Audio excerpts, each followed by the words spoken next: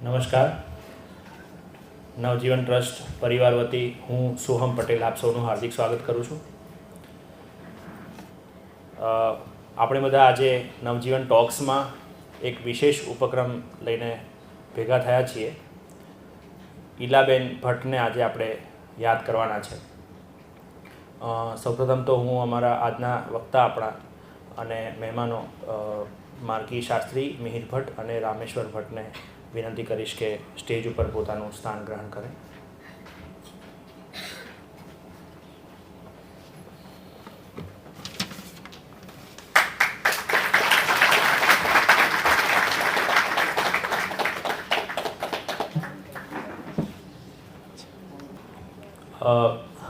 આઝાદી પછીની પહેલી પેઢીએ રાષ્ટ્ર નિર્માણમાં જે કંઈ ભાગ ભજવ્યો એના ફળ આપણે બધા ભોગવી રહ્યા છીએ. એનું ઋણ આપણે ભૂલી ના શકીએ. એ પેઢીમાં એક એટલે ઈલા ભટ્ટ, અને ઈલા ભટ્ટ એટલે સેવા, સેલ્ફ એમ્પ્લોયડ વિમેન્સ એસોસિએશન. ગરીબ, વંચિત, અસંગઠિત બહેનોને સંગઠિત કરતી સંસ્થા. 1972માં સ્થાનિક સ્તરે શરૂ થયેલી અને આજે તો એનું વિશ્વવ્યાપી ચળવળ તરીકે દાખલો લઈ શકાય એવી આ સંસ્થા. અને બહેનો માત્ર જોડાવા ખાતર ના જોડાય. આ બધી બહેનોનો રોજબરોજનો પ્રશ્ન હોય, રોજગારનો હોય, બાળકોના શિક્ષણનો હોય, પારિવારિક સમસ્યાઓ હોય, સામાજિક સમસ્યાઓ હોય, બીમારીઓ આવતી હોય, અને આ બધા પ્રશ્નોના જવાબ એમને સેવા સંસ્થા આપે. અને આ સેવાના સ્થાપક અને એમના જનરલ સેક્રેટરી ઈલા ભટ્ટ. ઈલાબેન એવું કહેતા કે ગામડાની સ્ત્રીઓમાં મને ભારતનું હૃદય સાંપડ્યું છે. અને એટલે જ આપણને બહેનોને બધાને ખબર છે કે ઈલાબેન કેટલા ગ્રાઉન્ડેડ, કેટલા ડાઉન ટુ અર્થ હતા. એટલે આપણને Padma Vibhushan, Magsaysay award winner, Right Livelihood award winner Ila Bhatt આપણને બધાને આપણા ઈલાબેન એવું લાગે. એની સાથે એમણે ગાંધી સંસ્થાઓમાં પણ ખૂબ વિગતે સેવા આપી. ગુજરાત વિદ્યાપીઠના ચાન્સેલર અને સાબરમતી આશ્રમ ટ્રસ્ટના પ્રમુખ તરીકે તેમણે સેવા આપી. અને ઈલાબેન બધી ગાંધી સંસ્થાઓ, નવજીવનનો તો બહુ જ હૂંફાળો નાતો રહ્યો એમની સાથે, પણ બધી ગાંધી સંસ્થાઓના એક સેતુ તરીકે, બિટવીન ધી ઓર્ગેનાઇઝેશન્સ, એક સેતુ તરીકે એમણે કામ કર્યું. બધાની માટે એક પુલ બનીને રહ્યા. એવા ઈલાબેનને આપણે યાદ કરવા આજે ભેગા થયા છીએ. આપણી વચ્ચે માર્ગીબેન શાસ્ત્રી છે.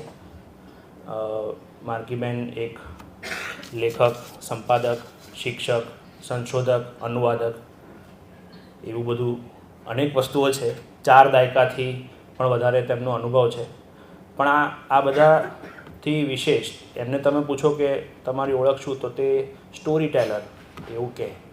અને ઇન્ડિયન ફોક સ્ટોરીઝમાં એમની ગ્રીપ બહુ સારી.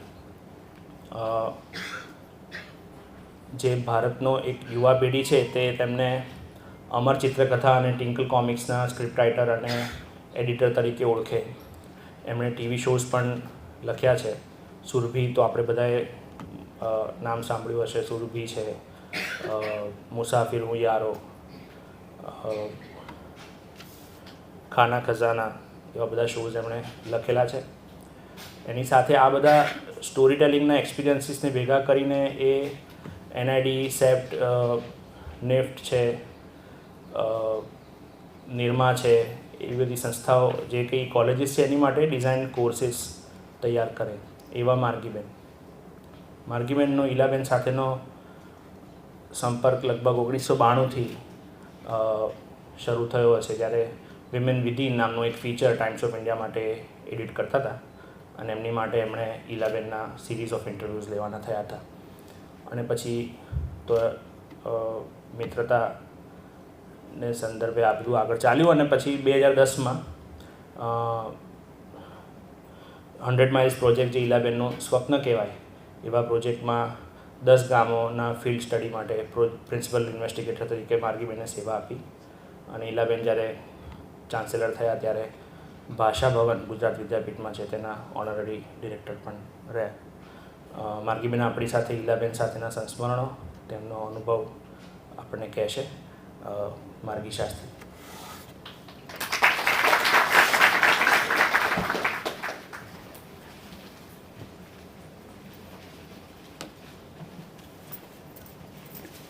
Thank you Sombhai, thank you Navjivan, thank you for મને આ તક આપી ઈલાબેન માટે વાત કરવાની.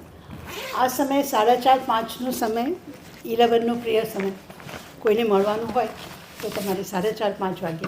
એટલે મને આજ લાગ્યું કે હું સ્મૃતિવંદન તો ખબર નહીં પણ ઈલાબેનને મળવા આવતી હો એવું લાગ્યું. એટલે એક જે फीलिंग हती ये बहुत पॉजिटिव ने स्फूर्ति वाली होती. जिनको भूले नहीं उनको याद क्या करें. तो स्मृति वंदन है पर कोई भी ऐसा नहीं है जिन्हें वो याद नहीं है और जिन्हों को याद नहीं करते. अब नवजीवन से जो मेरा आमंत्रण आया वो हिंदी में था. अगस्त का महीना है तो हिंदी में बात करना बनता है. ईलाबेन की बात है तो गुजरात से आगे भी जानी चाहिए. तो मैं माफ़ कीजिएगा, मैं हिंदी में बात करने की कोशिश करूँगी. और मेरी मातृभाषा वैसे नहीं मानती पर मैं दिल्ली में पढ़ी बड़ी हूँ तो मेरे लिए हिंदी ज़्यादा स्वाभाविक है. हो सकता है कहीं गाड़ी पटरी से निकलकर गुजराती पे चली जाए अनायास, पर मैं थोड़ा गुजराती बोलने से डरती हूँ क्योंकि आप लोग सब गुजराती में एक्सपर्ट हैं और मैंने कभी गुजराती स्कूल में पढ़ी नहीं है. तो गलतियाँ, बेशुमार गलतियाँ होती हैं. तो थोड़ा सा मैं डर रही हूँ. कहीं कहीं जब हौसला बढ़ेगा तो थोड़ा सा गुजराती बोल दूँगी. अब ईलाबेन के बारे में कुछ बोलना, उनके जो विचार हैं, उनकी जीवन है, उनका जो काम है, उसकी इतनी किताबें, इतनी मैगज़ीन, इतने आर्टिकल्स छप चुके हैं, इतने उन पे फिल्म्स भी बनी हैं, डॉक्यूमेंट्री. तो ऐसा क्या है जो मैं बता सकूं. मैं जब ढूंढती हूँ मुझे कुछ ना कुछ नया मिलता है, नए पहलू, इंटरनेशनल लेवल, नेशनल लेवल, सारे एक्सपर्ट्स ने लिखे, उनके बारे में भरपूर मालूमात है. तो उनका जो काम है उसके बारे में मेरे लिए बोलना छोटे मुँह बड़ी बात होगी. पर उनके बारे में ऐसा क्या है जो मैं आपके साथ साझा कर सकूँ, जो आमतौर से लोग शायद जानते ना हों. थोड़ा सा पेचीदा सा प्रश्न है पर क्योंकि ये नवजीवन के सौजन्य से हो रहा है तो शायद मैं एक हौसला कर सकती हूँ कि विमेन वर्क और पीस नाम की किताब जो हमने साथ में बनाई थी, जो नवजीवन ने पब्लिश की थी, शायद उसको मैं केंद्र बिंदु कर सकूँ तो फिर मैं आगे बात कर सकूँ. क्योंकि वो हमारा साथ में एक जो हमने काम किया, जो पब्लिश हुआ, वो सबके पास मौजूद है. जैसा कि मेहुल भाई ने कहा, मेरा असली परिचय तो कहानीकार है. कहानियाँ पढ़ना, सुनना, लिखना, लोगों से कहानियाँ करवाना, अपनी निकलवाना, बाँटना, ये मेरा एक मेरा पहचान है. तो जाहिर है कि ईलाबेन ने भी मेरी कहानियाँ सुनी होंगी, चाहे अनचाहे, और मैंने भी उनकी काफ़ी कहानियाँ, किस्से बटोरे हुए हैं. तो जैसे याद आएगा मैं आपके साथ शेयर करती हूँ. अब कहानियों के भंडार से एक छोटी सी कहानी, लोक कथा मुझे याद आती है. क्योंकि ईलाबेन के साथ जो इतने साल, इतना वक्त गुजारा है, मेरे अंदर बहुत सारी किस्से कहानियाँ भरी हुई हैं. तो एक लोक कथा में एक ऐसा था कि एक महिला थी जिनके पास बहुत सी कहने की बातें थी, बहुत सी कहानियाँ, बहुत ही किस्से उनके अंदर ठूस के बड़े थे, पर कोई सुनने वाला नहीं था. लोग थे, सुनने वाला नहीं था. तो अब बहुत उनको तकलीफ़ हुई और जैसे जैसे कहानियाँ उनके अंदर बढ़ती गई वो उनका वज़न बढ़ता गया. तो दिल पे और शरीर पे, दोनों पे वज़न बढ़ता गया. आखिरकार हार कर उन्होंने कहा, जंगल की तरफ जाती हूँ. तो वो जंगल में जाती हैं और एक बड़े से पेड़ के सामने खड़े होकर अपनी सारी कहानियाँ, किस्से एक के बाद बोलती रहती हैं. और जैसे जैसे वो कहानियाँ बोलती रहती, उनके मन का बोझ हल्का होता है और धीरे धीरे उनके शरीर का बोझ भी हल्का होता है. तो आज मैं आपके साथ जो किस्से बता रही हूँ, तो इसमें आप मेरी वेट लॉस जर्नी के भी सहयात्री हैं। आई होप उससे मेरा जो अंदर भरा हुआ है वो हल्का होगा और शायद और भी असर हो सके। तो ईलाबेन की अगर हम बात करें, अगर उनका स्मृति वंदन करना है तो हम कैसे करें? सवाल है, उन्हें कई बार ऐसा होता है कि भजन होते हैं या दीप जगत प्रकट किए जाते हैं या ऐसे कुछ रिचुअल्स होते हैं, पर जहाँ तक कि मैं ईलाबेन को जानती हूँ, उन्हें सबसे प्रिय ये था कि उनके विचार लोग अपनी ज़िंदगी से जोड़ें। तो उनकी याद अगर हमें करनी है तो उनकी जो प्रिय बात थी वो हम अपनी ज़िंदगी से जोड़ने की अगर कोशिश करें तो शायद ये उनका सबसे सुंदर स्मृति वंदन होगा। और उन्हें बहुत अच्छा लगता था जब उनके विचार, जैसे मैं कॉलेज में पढ़ाती थी तो उन्हें बताती थी कि ये इसमें मैंने असाइनमेंट ऐसा किया, तो उनको वापस आके बोलती थी कि अच्छा स्टूडेंट्स ने ये कहा वो कहा। तो उन्हें बहुत अच्छा लगता था कि लोग समझ रहे हैं, इंटरनलाइज कर रहे हैं और अपनी तरीके से उसे शेयर कर रहे हैं। तो मैं चाहूँगी कि एक आपकी इजाज़त हो तो एक छोटा सा प्रयोग करें। ईलाबेन की एक सबसे ख़ास या बहुत प्रिय था 100 माइल प्रिंसिपल, कि हम लोग जहाँ तक हो सके 100 मील के दायरे में अपनी बेसिक चीज़ें, रोटी कपड़ा मकान पा सकें। अब जब हम वो ये कर रहे थे फील्ड स्टडी, तब उनका एक बहुत ही सरल और पर काफ़ी इम्पॉर्टेंट एक उनका एक्सपेरिमेंट था जो उन्होंने हम सब पे कराया। तो क्या मैं ज़रूरत कर सकती हूँ आपके साथ करने की? आप इजाज़त देंगे? May I try that with you please?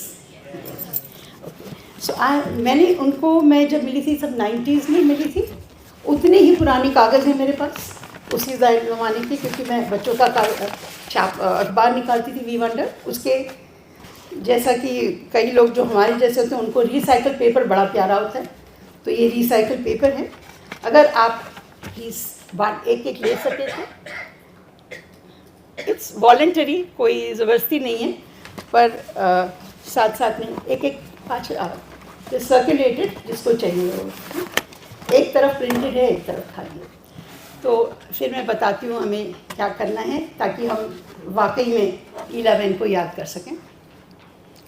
तो इसी संदर्भ में कि मैं उनको जब पहल मिली तब 1992 में मैं वी वंडर नाम का एक बच्चों का अखबार निकालती थी टाइम्स ऑफ इंडिया अहमदाबाद के लिए। और फिर आई थिंक जो एडिटर थे तुषार भट्ट, उन्होंने कहा था कि विमेंस पेज निकालें, तो विमेन विद इन नाम का शुरू किया था जो मैं चलाती थी। और क्योंकि विमेन इश्यूज़ हैं तो मेरा ईलाबेन से मिलना लाजमी था।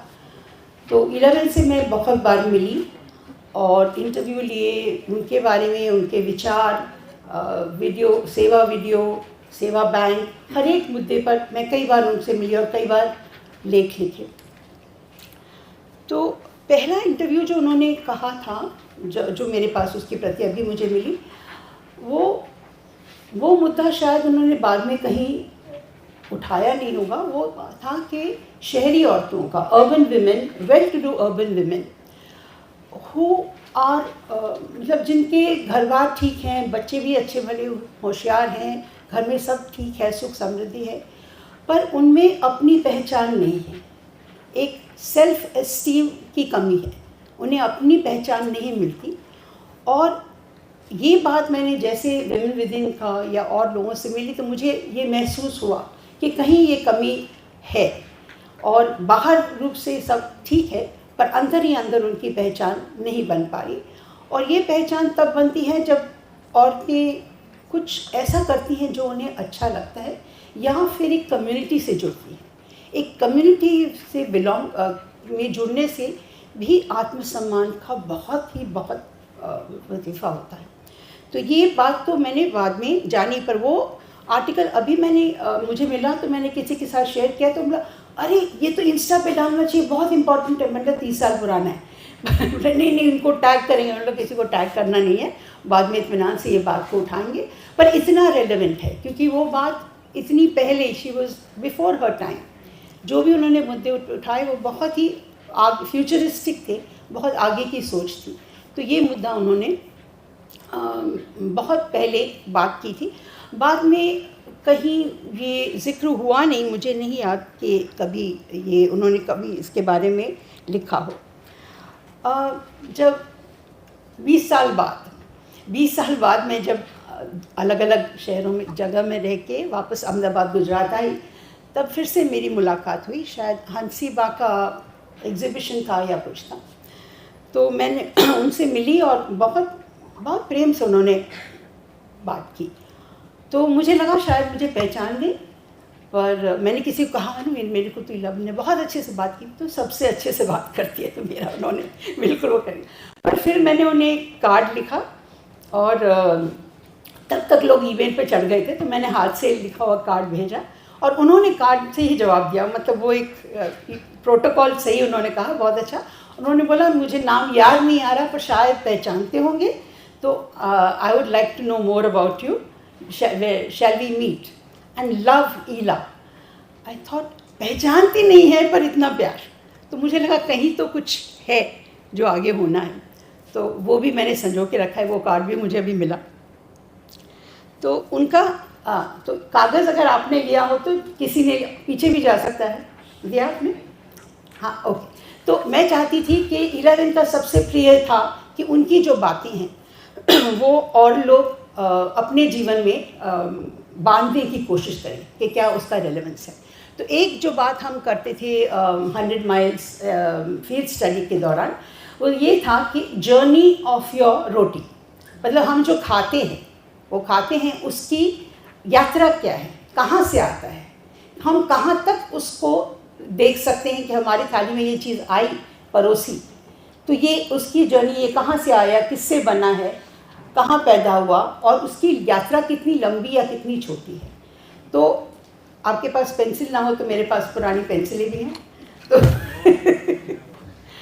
तो आप if you can just draw a circle to indicate thali या प्लेट, और आपने दोपहर को क्या खाया उसका चित्रण या मुझे देना नहीं है, अपने पास ही रखना है, इसलिए इत्मीनान से कीजिए। तो उसमें आप बनाइए कि आपने क्या खाया, ठीक है। तो अगर रोटी खाई है तो उसमें से आटा गेहूं से, तो वो जर्नी आप कहाँ तक कर सकते हैं।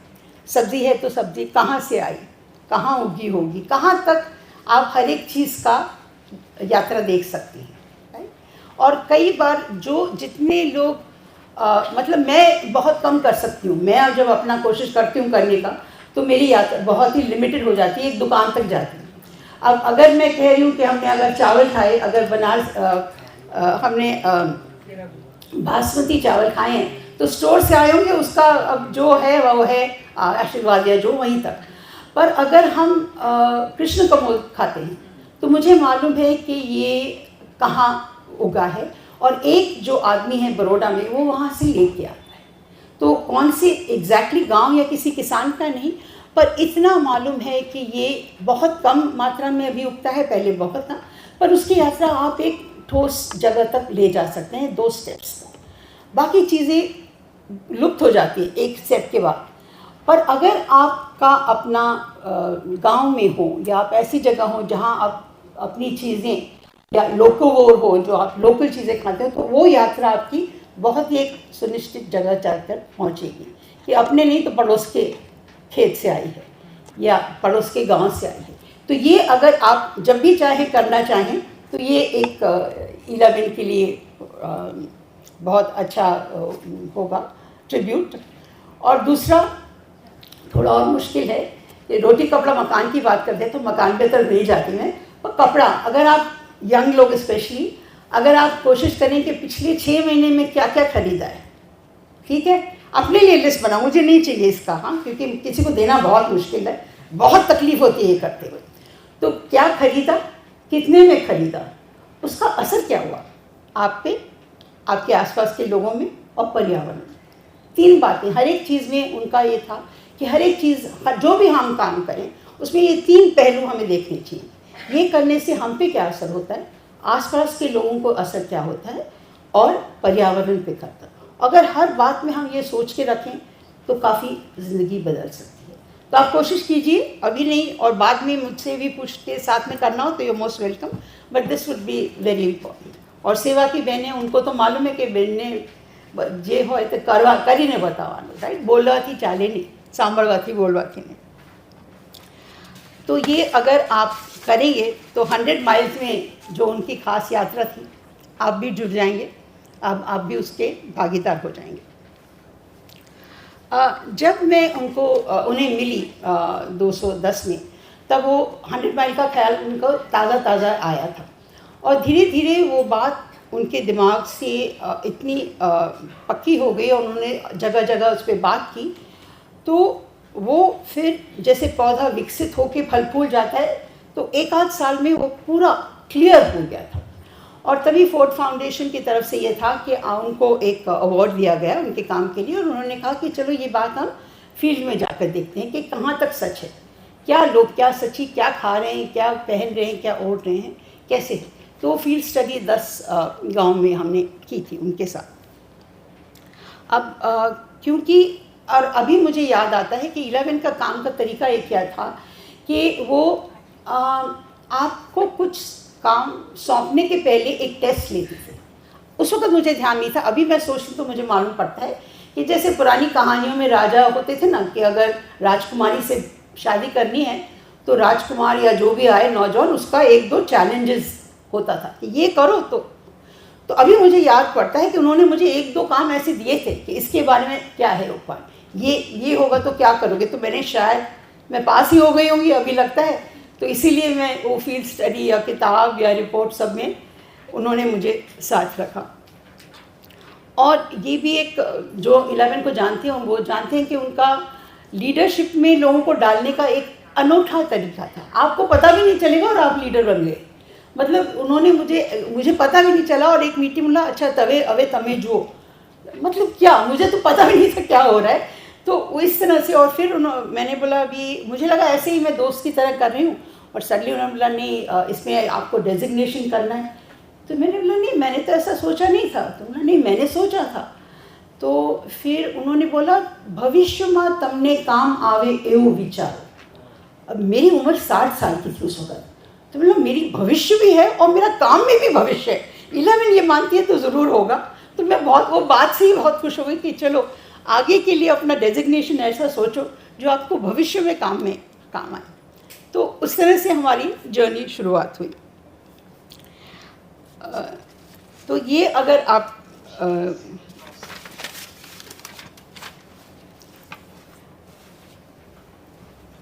ये 2 बातें आप कर लें, अगर समझ में नहीं आए तो आप इत्मीनान से मुझसे पूछ सकती हैं। एक तो जर्नी ऑफ द रोटी, खाली मुझे राउंड नहीं दिख रहा, राउंड नहीं बना।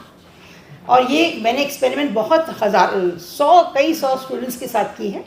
और क्योंकि वो डिज़ाइन के स्टूडेंट्स वो तो बहुत ही अच्छा कलात्मक ड्राइंग करके और बहुत ही डिटेल में कि किसका प्रॉफिट, वो बहुत ही गहराई में जाते हैं। तो एक बार करेंगे तो 2 बातें होती हैं कि रोज़ के खाने में और ट्रेडिशनल खाने, वो भी एक होता है कि ट्रेडिशनल खाना जो भी होता है वो हमेशा लोकल चीज़ से आता है। कहीं भी जाइए, आप कर्नाटक जाइए, बंगाल जाइए, वहाँ का जो ट्रेडिशनल खाना होता है जब आप तीज त्यौहार पे खाते हैं वो हमेशा लोकल चीज़ से बना होता है, उसकी आप जोड़ बिल्कुल लगा सकें। आज तो फिर आपने कहीं से भी मंगाया हो, अभी ज़ोमैटो लाया तो क्या मालूम, राइट। तो आज मुझे यहाँ आने का निमंत्रण राम मौरी ने दिया 1 महीने पहले। राम मौरी का नाम मैंने सुना था एक उभरते लेखक के रूप में, मैं मिली नहीं थी, तो मुझे लगा अरे ये तो बहुत अच्छा मौका है। आज वो नहीं है पर शायद फिर से मिल सके। और मैंने उनको कहा कि आपको कहाँ से, मेरा नाम किसने बताया। उन्होंने बोला कि सोहम ने कहा है। अब सोहम ने कहा तो मुझे मानना पड़ा, क्योंकि जब हम ये किताब विमेन वर्क एंड पीस किताब कर रहे थे तब लॉकडाउन का समय था। तो लॉकडाउन के दरमियान एक किताब को छापना, उसको उस प्रोसेस से ले जाना बहुत मुश्किल काम है। और अगर मैं दावे के साथ कह सकती हूँ कि अगर सोहम पटेल नहीं होते तो ये काम मुमकिन नहीं होता। तो आई एम वेरी ग्रेटफुल। और एम वेरी ग्लैड कि वो आज उन्होंने इंट्रोडक्शन किया, क्योंकि किताब को विचार से पब्लिशिंग तक लाना एक छोटे बच्चे को पालने पोसने जैसा है। बहुत बहुत मुश्किल काम है, जिन पे गुजरती है वही जानते हैं। अब वो किताब का नाम विमेन वर्क एंड पीस क्यों रखा? क्योंकि ये 3 शब्द हैं जो ईला बिन के जीवन का मूल मंत्र है। इन तीनों शब्द को पिरो के उन्होंने जगह जगह कई बातें, कई मुद्दे मुद्दों पर बात किया है। इंटरनेशनल एजेंसीज़ में, कॉलेजेस में, ग्रेजुएशन सेरेमनी में, इतनी सब जगह उन्होंने बात की है। और वो चाहती थी कि ये जो उनके विचार हैं वो आगे तक पहुँचे। तो उन्होंने ये सोचा कि ये सारे इकट्ठा करके एक किताब हम बनाएं। तब तक तो ठीक था।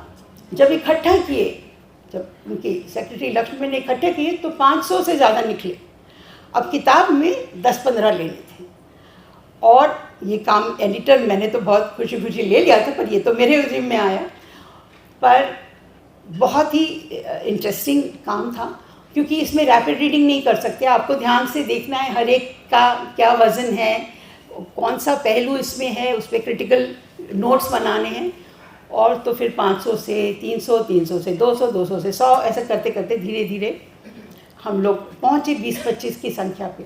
तब तक उस दरमियान ईला बेन को और मिल गए थे, तो ये बढ़ता गया। और फिर हमें मालूम पड़ा कि किस तरह से हम इन्हें छांटे।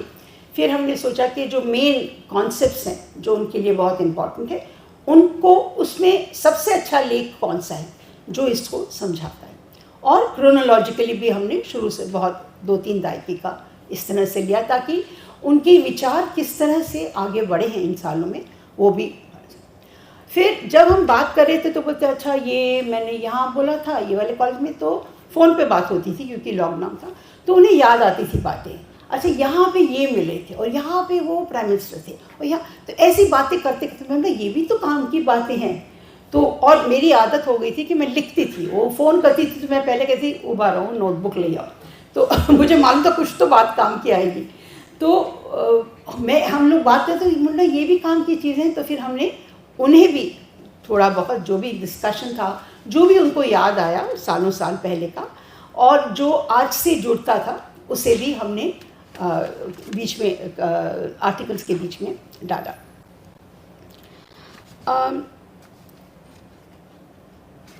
तो मेरा फिर काम कई बार लोग पूछते हैं कि मेरा उनसे क्या संबंध था। मेरे लिए कहना मुश्किल है, क्योंकि क्या हुआ था कि जब हमने शुरू किया था 100 माइल्स, वो काम हो गया, तब मुझे लगा कि बहुत से विचार हैं, बहुत सी चीज़ें हैं जो ईला बेन ने दुनिया को नहीं पहुंचाए। उनके हमेशा उनसे मिलते थे तो कुछ नई बात होती थी, और मुझे लगता था कि ये न कहीं पहुंचने चाहिए। तो फिर मैंने एक लिस्ट बनाई, ए और बी, मैचिंग ए और बी होता है ऐसा। मैंने बोले ए लिस्ट किए, आपकी ट्रैवल डायरीज, आपका ये, आप तो 8-10 वो चीज़ें की। और मैंने बोला ये मेरी स्किल सेट है, comic book, editing, writing, translation, ये हो, आप ए से बी मैच करके बताओ क्या करना है। और मैं तो हूँ, I had told her that I'm going to, whether you like it or not, I'm your editor. Like, I was a self-appointed editor. She never told me, but I told her, you're not going to get rid of me, so you might as well give me work. So we worked together in many things. So मेरा ये था कि I was there. That was my main role.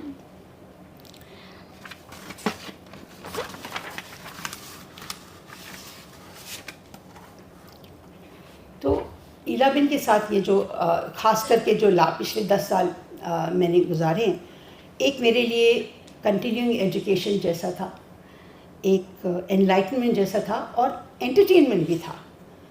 बहुत अजीब बातें, हम जो मुद्दे करते थे बहुत ही सीरियस होते थे, बहुत ही वर्ल्ड प्रॉब्लम्स, पर जिस तरह से हम बात करते थे बहुत ही हंसी मजाक, गाने भी होते थे, हंसा भी होता, और मेरी खिंचाई भी करती थी वो, क्योंकि हम तब तक एक दूसरे को पहचान गए थे। तो मुझे याद नहीं कि कभी भी हमने फ़ोन पे बात की हो और आखिर में हंस के नहीं बोला। हमेशा कुछ न कुछ, मतलब एक हल्कापन होता था। इवन मुद्दे जो भी हम सीरियस डिस्कस करते थे, तो उन्हें मिलना मतलब एक एंटरटेनमेंट जैसा भी हो जाता था। अजीब लगता है पर सच बात है। और मेरे लिए ये थोड़ी सी झिझक होती है कि मैं कहूँ कि मैं उनकी मित्र हूँ, मतलब मैं छोटे मुँह बड़ी बात मैं कैसे कह सकती हूँ। पर जब हम पहली बार प्री टेस्टिंग के लिए आनंद गए फील्ड 100 माइल का, तो उन्होंने मेरी पहचान करी कि मार्गीबेन मारा बेनपणी छे, अभ्यासी छे, कदाच सेवामां आपणी जोड़े जोड़ाय।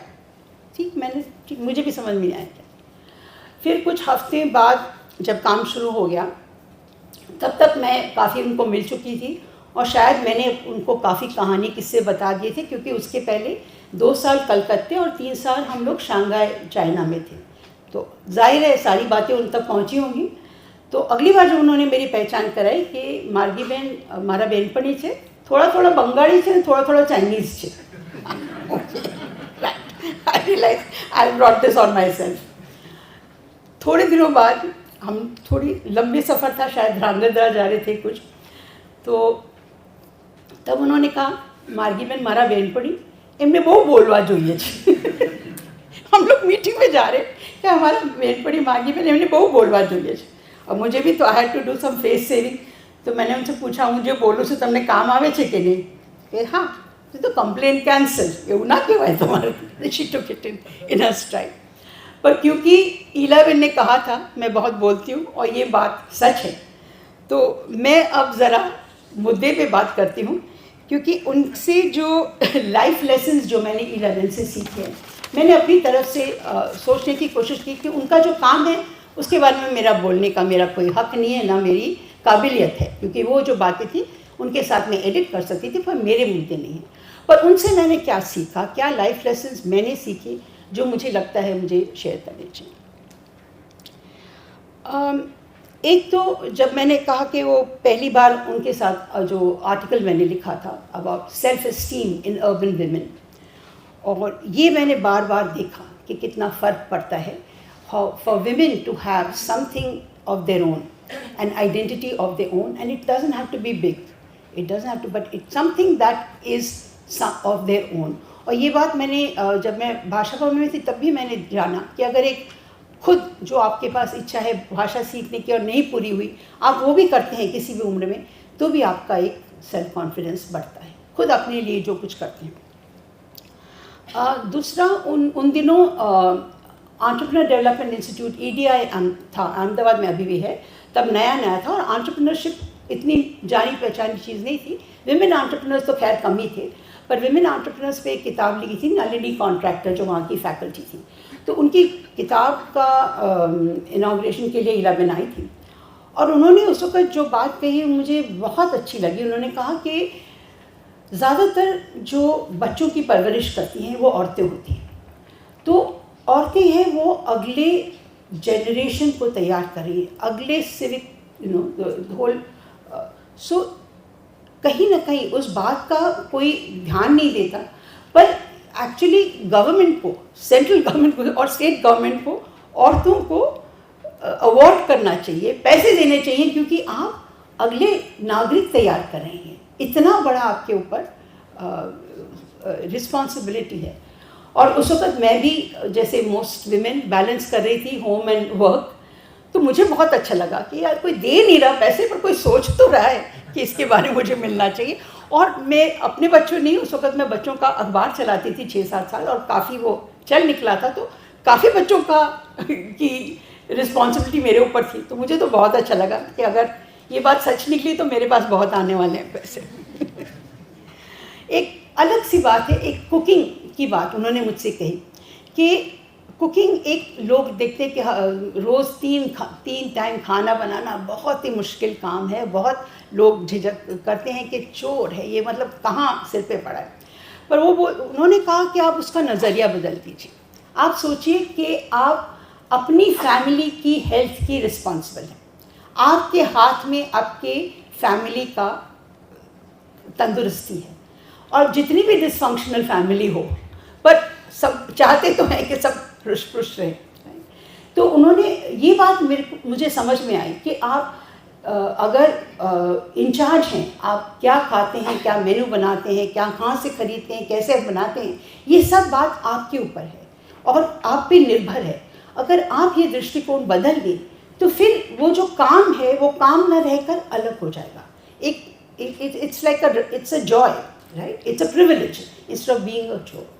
And this reminded me many of the things that 11 जो करती थी, मुझे उसका जो गांधी जी के बारे में पढ़ा वो कहीं ना कहीं याद आता था, क्योंकि ये जो शुरू में हम जब गांधी जी की जीवन पढ़ते हैं तो ये वेजिटेरियन होना और वेजिटेरियन होना पसंद करना, right? Being a vegetarian by birth और by force and choosing to be a vegetarian. So that transition, when we read in Gandhi, we realize is something you have to do if you change it to something you want to do.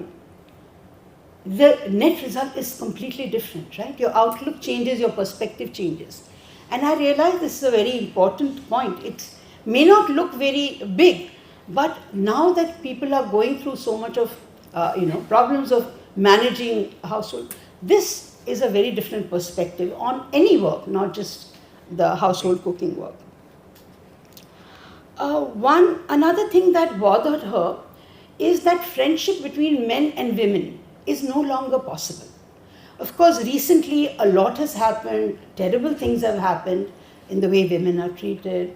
The Me Too movement really was very valid, but it also took its toll on really healthy relationship.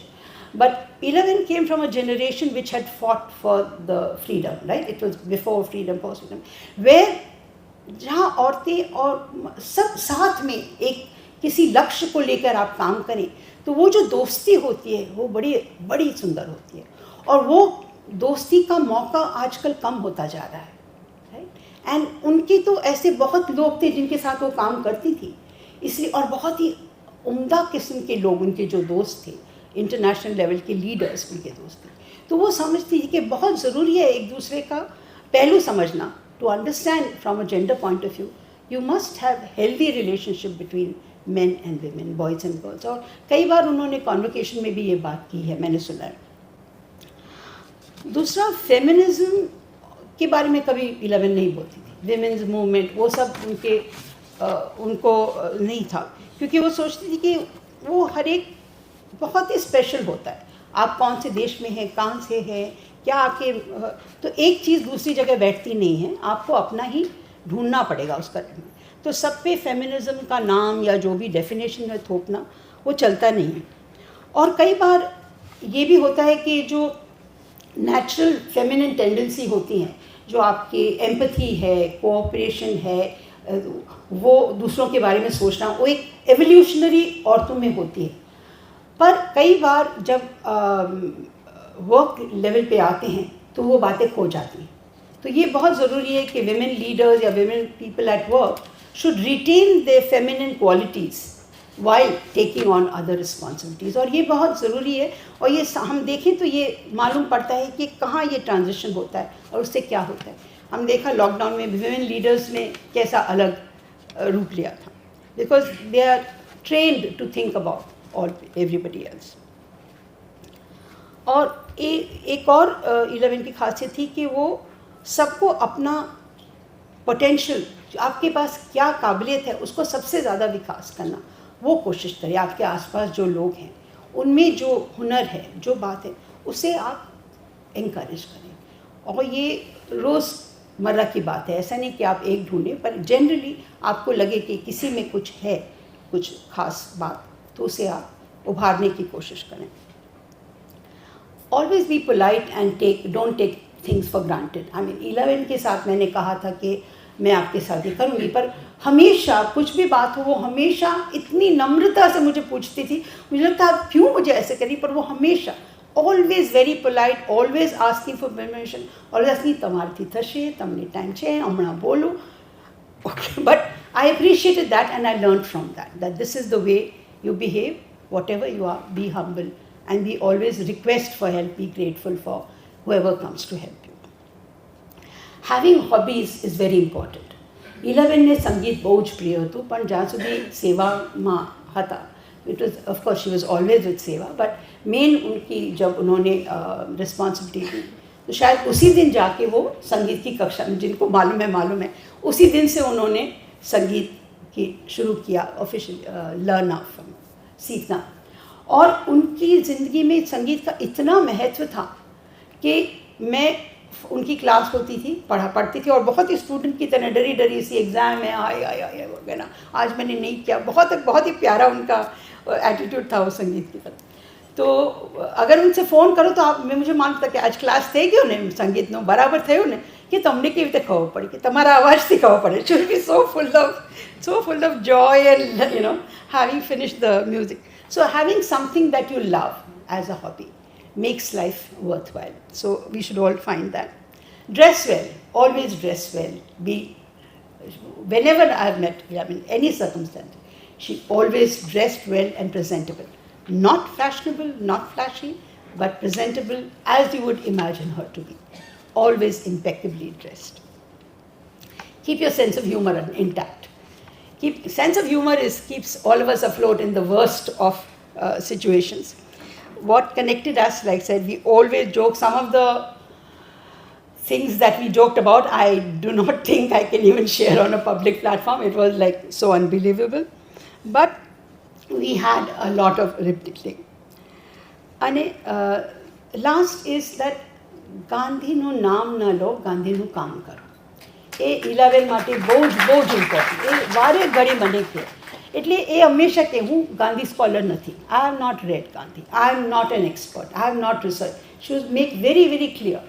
But એમના કામમાં એટલું બધું હતું ગાંધી વિચાર, એ મને પણ ખ્યાલ નહોતો આવ્યો ત્યાં સુધી કે હું જ્યારે વિદ્યાપીઠમાં હતી ભાષા ભવનમાં, ત્યારે મારી સાથે એક જાપાનીઝ રિસર્ચ સ્કોલર હતી, કાઓરી કોરીહારા. she was researching on Gandhi's experiments, right? જ્યારે આશ્રમ થયો તો એ કયા એક્સપેરિમેન્ટ્સ કરતા હતા. તો એ વખતે ગાંધીના લેખન નહીં પણ બીજા લોકોના ડાયરીઝમાંથી એ બધું ભેગું કરતી હતી કે લોકોનો કેવો અનુભવ હતો એ બધું જે ગાંધીજી સાથે હતા. અને કાવરી જાપનીઝ હતી એટલે ગુજરાતી શીખી, ગુજરાતીમાંથી જાપનીઝ ટ્રાન્સલેટ કરે, જાપનીઝમાંથી ઇંગ્લિશ કરે. હવે એમાં લોસ ઇન ટ્રાન્સલેશન તો થાય જ. And English because I am an editor, I offer to help. તો હું એનું જે પણ એ નવું ચેપ્ટર લખતી હું વાંચતી હતી just to help out clean. તો મને પણ ઘણું બધું એનું જે થીસીસ છે લગભગ મને પણ મોડે થઈ ગયું. But the important thing was હું દર વખતે કાંઈ વાંચું ત્યારે મને લાગે કે આનું તો રિફ્લેક્શન હમણાં બેન કરે છે એનું પર છે, right? This is almost the same story. The context would be different. જે કરતા હોય એ કામ લોકો જુદા, પણ એનું જે તથ્ય છે એ એટલું બધું ગાંધી વિચાર જોડે હતું.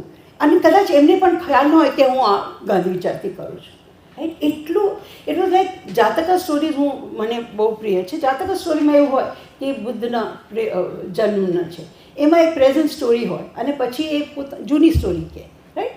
In the earlier birth this is. તો બંનેનું સ્ટોરીનું તથ્ય સેમ હોય પણ સ્ટોરી જુદી હોય. સો આઈ ફેલ્ટ દેટ ઇલેવનનું કામ અને ગાંધીજીનું કામ એ બંને like to generations of a similar story. You can almost put all this together and find write a few new Jatak Katha of maybe Gandhian people. Last મારે કહેવું છે કે હું જ્યારે ઇલેવને ચાન્સલરશિપ લીધું ગુજરાત વિદ્યાપીઠનું, ત્યારે મેં એમને કીધું હતું કે મારે ગુજરાતી સ્ટુડન્ટ્સને ઇંગ્લિશ ભણાવવું છે. હું પોતે હિન્દી મીડિયમમાં ભણી છું 5મી, એટલે મને ખબર છે કે તમે હિન્દી કે ગુજરાતીમાં ભણ્યા હોય અને ઇંગ્લિશમાં જવાનું હોય તો કેટલી તકલીફ થાય. એટલે એ મને ખબર છે. એટલે I really love to teach Gujarati કે જે પણ ઇન્ડિયન ભાષામાંથી ઇંગ્લિશ શીખવાનું. તો એ હતું. અને બીજું ઇન્ટરનેશનલ સ્ટુડન્ટ્સને ઇંગ્લિશમાં ભણાવતા હતા, એટલે કીધું એ બે મને ઇન્ટરેસ્ટ છે. તો મને એમને બોલાવ્યા, પછી કીધું કે તમે મળીને આવો વિદ્યાપીઠમાં, તમારે બોલવાનું નહીં કાંઈ, સાંભળીને પાછા આવો. શી ન્યુ હાઉ આઈ રિએક્ટ. બોલવાનું એક શબ્દ બોલવાનું, એ જે કહે છે સાંભળીને પાછા આવો, પછી મારાથી વાત કરજો. તો પછી એમણે કીધું કે આ જે ભાષા ભવન છે એનું તમારે ચાર્જ લેવું છે. હવે બેન કે તો મારે પછી પૂછવાનું ન હોય, હવે મારી આવડત છે કે એમણે વિચાર્યું તો મેં સ્વીકાર્યું. તો અમે લોકોએ બરોડામાં જઈએ, ત્યાં હમણાં વડોદરા છે, તો વિદ્યાપીઠ આવવાનું મેં તૈયારી કરી. એ જ વખતે મારી એક ફ્રેન્ડ આવી ઘરે અને એને વિદ્યાપીઠ વિશે ખબર હતી, એટલે જોયેલું હતું, જાણીતું. તો એ મને કહે કે આ બધું મૂકીને તું વિદ્યાપીઠ રહેવા જાય છે? તો મેં કીધું હા. તો મારી પાસે કંઈ જવાબ નહોતો.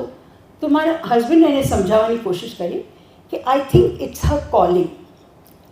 હવે એને સમજાયું નહીં, ઇટ્સ હર કોલિંગ એને સમજાયું નહીં. એટલે મને કે કોણ બોલાવે છે તને? ગાંધી બાપુ. મને હું કંઈ બોલી નહીં, પણ એવું મને લાગે છે કે જે રીતે એ વખતે કદાચ ગાંધી બાપુ બોલાવતા હતા એ રીતે આજ મારે અહીંયા ઈલાબેને બોલાવ્યા છે, એટલે હું તમારી સમક્ષ. Thank you.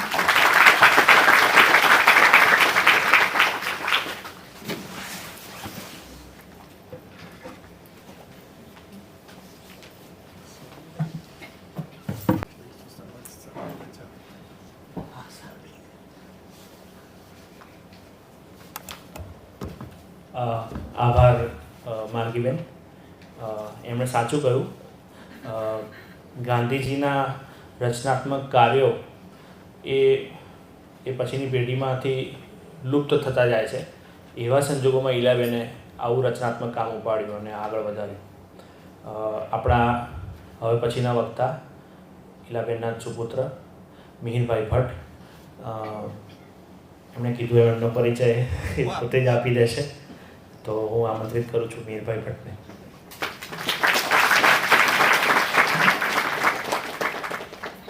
મેં સોમભાઈને કહ્યું કે સમય બચાવવા હું જ ઓળખાણ આપીશ, અને મિહિર ભટ્ટ અને સુપુત્ર, હું આર્કિટેક્ટ અર્બન પ્લાનર છું અને ડિઝાસ્ટર મિટિગેશનનું એટલે કે આફત નિવારણનું કામ કરું છું. બધી વસ્તુઓ જ્યારે પડી જાય, તૂટી જાય, નાશ પામે, ત્યારે એને કઈ રીતે ઊભી કરવી, પણ ત્યાં સુધી રાહ ના જોવી, નાશ ના પામે ને પડી ન જાય ને તૂટી ન જાય કુદરતી આફતોથી. ને હવે તો આપણે પણ માણસ તરીકે ઘણી બધી આફતો ઊભી કરીએ છીએ એનાથી, એટલે ક્લાઇમેટ ચેન્જનું, હ્યુમેનિટેરિયન એક્શનનું. બીજું સ્મૃતિ વંદના છે અને નવજીવનમાં છે ગાંધીજીનું. મને લાગે ખાદી અને ખાદીનો ફેલાવો અને સ્વરાજ એ બે હેતુથી નવજીવન સ્થપાયું. તે મને લાગે હું સ્મૃતિ વંદનામાં એ સ્વરાજવાળો ભાગ છે એની ઉપર ભાર આપીને મારા અનુભવો મારી માના જીવનમાંથી કહીશ.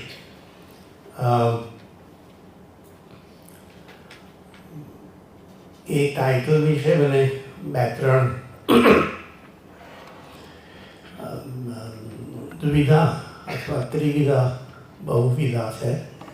એક તો સ્મૃતિ વંદના છે, અને મારી પાસે સ્મરણો ઘણા બધા છે, પણ સાચું કહું તો, ને થોડા વખત પહેલાં પણ કહ્યું હતું કે એ વ્યક્તિ, મારી માં, હજુ સ્મૃતિ નથી બની મારા માટે, અને મારા પિતા બન્યા છે, પણ મને સમજાતું નથી. હું સમજવા કોશિશ કરું છું, પણ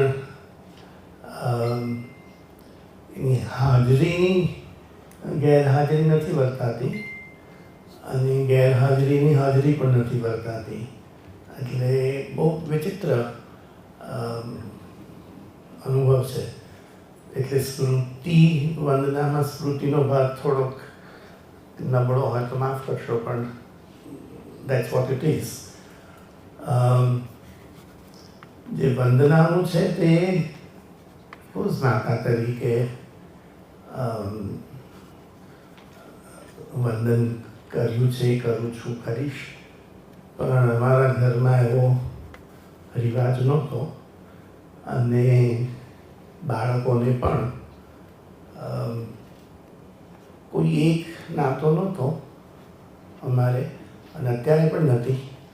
તમે થોડા વખતમાં જોશો, પણ પેલું તોહી નોહી નાતે અનેક ચાહીએ સ્વભાવે, એટલે ક્યારેક માતા પુત્ર, ક્યારેક હું એનો દાદો હોઉં એમ સલાહ આપું, ક્યારેક એ મારી દીકરી હોય એ રીતે બધું પૂછે, સાથીદાર તરીકે, સિપાઈ તરીકે, ડૉક્ટર પેશન્ટ ક્યારેક મારું કંઈ જ જ્ઞાન નથી ચળવળ વિશે, અને એટલે વંદના પણ એ બહુ બહોળા સ્વરૂપમાં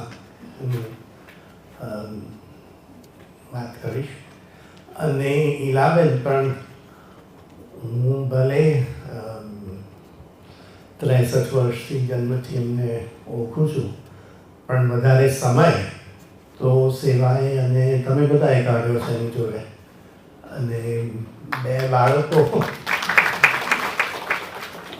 મને ને અમીને હમણાં જ, મારી બહેનને હમણાં જ ખ્યાલ આવ્યો કે એને 2 નહીં 3 બાળકો હતા. ત્રીજું બાળક દેખાતું નહોતું, પણ જોતામાં ઘણું મોટું, અને બાળકના બાળકોને એના પણ બાળકો થઈ ગયા. અને સેવા બેંક ને 63-68 દેશ વિદેશમાં સંસ્થાઓ ઊભી થઈ. એટલે તમે જે જાણો છો એ કહેવાનો કશો અર્થ નથી. ખરેખર અત્યારે તો હું એ સમજું છું, અને જ્યારે પણ જાણું છું ત્યારે મને બહુ આનંદ થાય છે. અને એમ લાગે છે કે કેટલી નસીબદાર વ્યક્તિ કહેવાય કે એક જ જીવનમાં આટલા લાંબા સમય સુધી અને આટલા બધા લોકો એ આટલી બધી રીતે એને પ્રેમ આપ્યો છે. અને એ હજુ આઈ જસ્ટ ફાઇન્ડ ઇટ ઓવરવેલમિંગ. કોઈ એક દાખલો દુશ્મનાવટનો, અણબનાવનો ઓછું આવ્યું હોય, જેલસી એટલે કે અદેખાઈ. અને I think she must be the most lucky person કે તમારા સૌનો અત્યારે જો જોઉં છું અહીંયા વિવેકભાઈ છે, એમના પિતાશ્રી, એમના મમ્મી, ઓફકોર્સ હંસાબેન, તુષારભાઈ તો હોય જ, અને એમનો આટલો પ્રેમ ત્યાંથી જ નહીં, શંકરભાઈનો આટલો પ્રેમ. અને પાછો પ્રેમ એટલે કેવો, ફક્ત સુવાળો નહીં, વાગે એવો પણ પાછળ પ્રેમ. એ અહીંયા રંજનબેન, એમના પુત્ર બેઠા છે ભાટલા, બરાબર દેખાઈની માફત ઘોડે કહી રહે, પણ બિલકુલ પ્રેમથી. એટલે વેરી લકી પર્સન મને લાગે છે. અને એ માટે મારે ઋણ સ્વીકાર તમારો બધાનો કરવો છે સ્મૃતિ વંદનામાં ખાસ, કે થેન્ક યુ ફોર આટલો બધો પ્રેમ અને સાથ અને સહકાર. આટલી બધી સેવાની બહેનોએ સમાજમાંથી, પડોશીઓમાંથી, પિનાકીનભાઈના ફેમિલી, બીજા બધા જ દરેકમાંથી. I think it's very lucky to have that. એ ઈલાબેન તે કોણ એની માર્ગી મને કેટલું સરસ વિગતવાર એમના અનુભવોને સ્મૃતિ કહી. પણ મારી અત્યારની ઓવરવેલમિંગ સૌથી અચંબો પામનારી સ્મૃતિ પૂજનનું તને કહું તો તે છે કે એને સ્મશાન લઈ જતા હતા, અને બહુ જ બહેનો, ઘણી બધી બહેનો પહેલી વાર આવી હશે. અને દેર વોઝ આખો ચક્રાવો ચડ્યો હોય એટલું બધી ડાયનેમિઝમ. અને જસ્ટ એને અંદર અગ્નિદા માટે કન્સાઇન ટુ ધ ફ્લેમ્સ અંગ્રેજીમાં કહે છે. અને મને લાગે 1 સેકન્ડ થઈ હશે, કદાચ 1.5 થઈ હશે. માનસીબેન હતા, અને તરત 1 બે ને પછી 2 ને પછી 5 ને પછી 10, અને સૂત્રોચ્ચાર નહીં પણ દિલમાંથી બહાર હળવો કરવાનું કે દરેક બહેન ઈલાબેન એમ કરીને બધા બોલવા માંડ્યા. અને આટલા બધા લાગણીઓના જોશ વમળની વચ્ચે પણ આઈ નોટિસ દેટ, મારું ધ્યાન ખેંચાયું. અને એ પછી પણ ઘણી વાર મેં સાંભળ્યું છે, જ્યારે બહેનો ઘરે આવતી હતી મળવા માટે, અરવિંદભાઈ તો મેં પૂછ્યું કે તમે શું, વોટ ડીડ યુ મીન, તમારે શું એનો અર્થ શું હતો? અને એમણે જે કહ્યું તે મને લાગે બંને બહેનો માટે પણ અને અન્ના ઈરાબેનને અન્ના કહેતો હતો માટે પણ યોગ્ય છે કે બેનો એવું કહ્યું કે ઈલાબેનને જે માન સન્માન પદ પ્રતિષ્ઠા મળી છે તે અમારી છે અને અમારા લીધે મળી છે અને એટલા માટે એ અમે ઈલાબેન છીએ. અને બીજું કે એ કરવા માટે એમણે જે કામ કર્યું છે, જે મહેનત કરી છે, જે સંગઠન ઊભું કર્યું છે, એ કામ જ્યારે એ રિસ્પોન્સિબિલિટી જ્યારે અમે કરીશું અને ભૂલીશું નહીં ત્યાં સુધી અમે ઈલાબેન છીએ. અને આઈ થોટ ઇટ વોઝ કેટલા એક દોઢ સેકન્ડમાં આપણા લોકો બહેનો આપણે કેટલું જલ્દી આખા જીવનનું રહસ્ય અથવા નિચોડ સમજી લીધો કે વ્યક્તિ છે કે નહીં, મોટી છે નાની છે શું, પણ વોટ અ અમેઝિંગ સિમ્પ્લિફિકેશન. અને એક ત્રણ શબ્દોમાં અને એ ઈલાબેનની સ્મૃતિ વંદનાની એટલે મને એમ હતું કે કદાચ આ બહેનો જ સુધી જ હશે થોડા સમય માટે આવેશમાં આવીને, પણ એક બહેન કર્ણાટકમાં છે, કદાચ અહીંયા હશે પણ ખરા, અને એમને આત્મકથા લખી હતી બહેનની અને આવ્યા અને મેં કહું લખો તમને, બહુ સરસ પણ છે આત્મકથાની પણ જીવનકથા અને અંગ્રેજીમાં છે. અને પબ્લિશરને પૂછ્યું ને એને કહ્યું કે આમ પૈસા થશે ને તેમ થશે ને મેં કહું કે એના કરતાં તો એટલા સમયમાં તો હું જાતે જ લખી નાખું. તો મેં કહું બહુ સારું. તો એ ફર્યા અને બહેનોને હજુ પણ મળે છે. ગયા અઠવાડિયે ગયા હતા ફિલ્ડમાં તો બહેનોને પૂછતા હતા તો બહેનોને કહું કે ના પણ તમે કેમ એમ પૂછો છો કે ઈલાબેન નથી તો શું, અમે છીએ જ ને, અમે ચલાવીએ જ છીએ ને. અમે જ્યારે સારું કામ કરીએ ત્યારે ઈલાબેન છીએ, અમે બચત કરીએ તો ઈલાબેન છીએ, અમે સંગઠિત થઈએ તો ઈલાબેન છીએ, અમે સ્વાશ્રય થઈએ તો ઈલાબેન છીએ. તમે કેમ આવું પૂછો છો કે તમને યાદ આવે છે કે જતા રહ્યા છે. અને I thought it's much deeper, ઊંડો વિચાર છે. 50 વર્ષે ખીલ્યો છે પણ much deeper and much wide spread વિચાર છે. અને એ મારું ધ્યાન ખેંચે છે. હું લગભગ 63-64 વર્ષ મેં આખું તો દર 12 વર્ષે પરિસ્થિતિ બદલાય તો પહેલાં 12 વર્ષ રહીએ તો હું 7 વર્ષનો હોઈશ.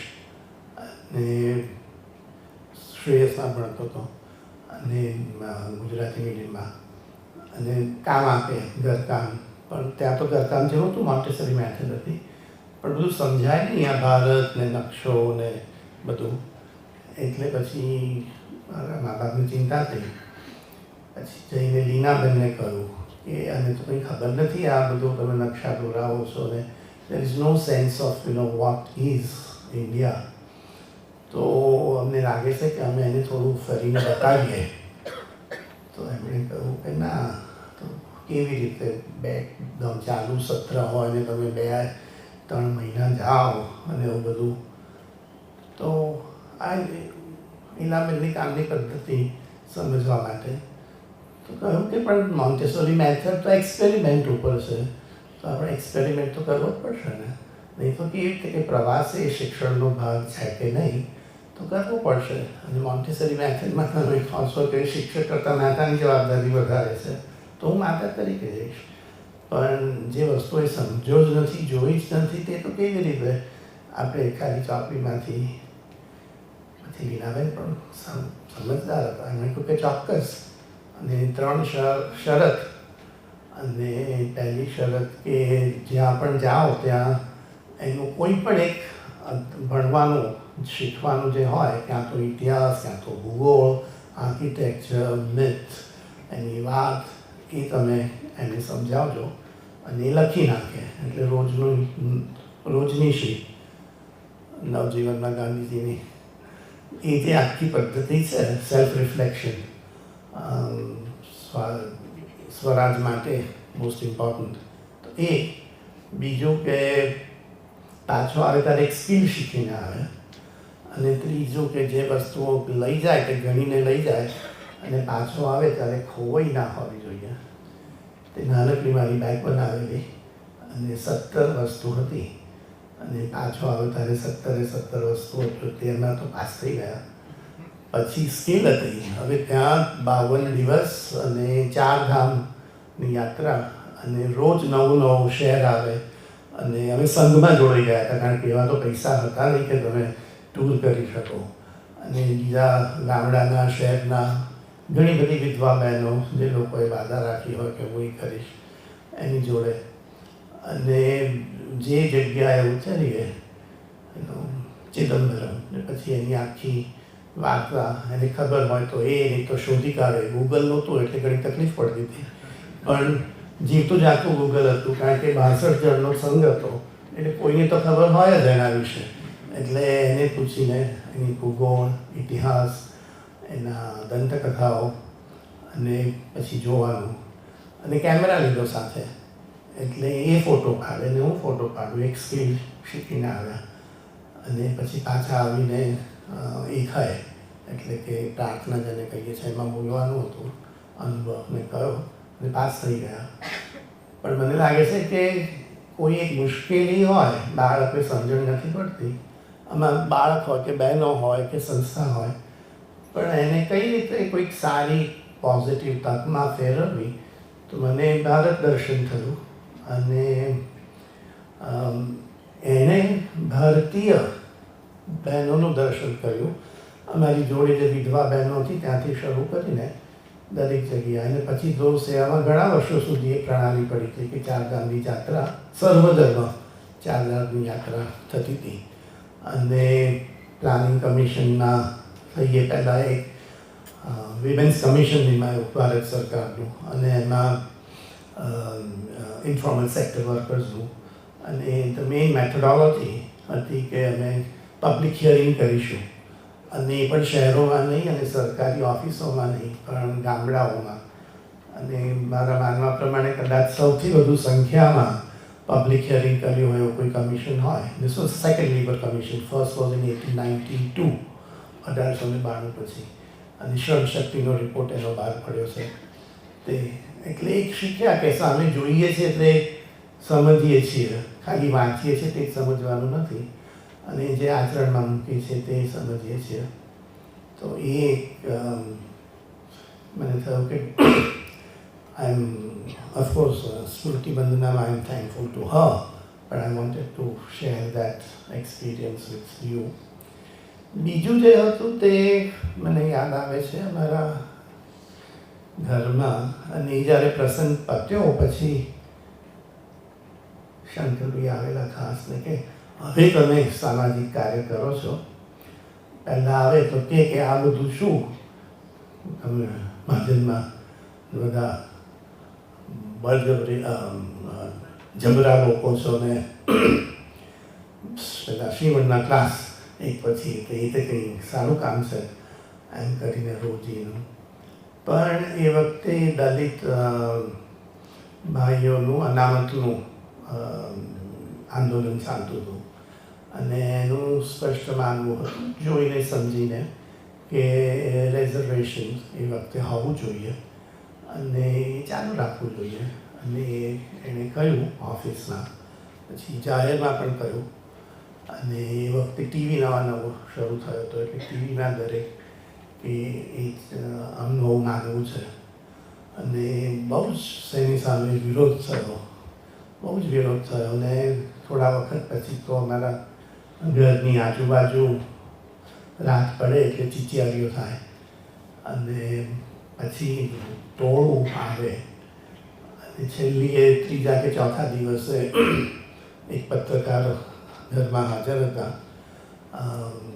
મધુસૂદનભાઈ હતા મિસ્ત્રી, અને એક ડૉક્ટર સોહન દેરાસરી, તે હાજર. અમે જમતા હતા, અને મોટું ટોળું આવ્યું ને પથરા પડ્યા અને કાકડા.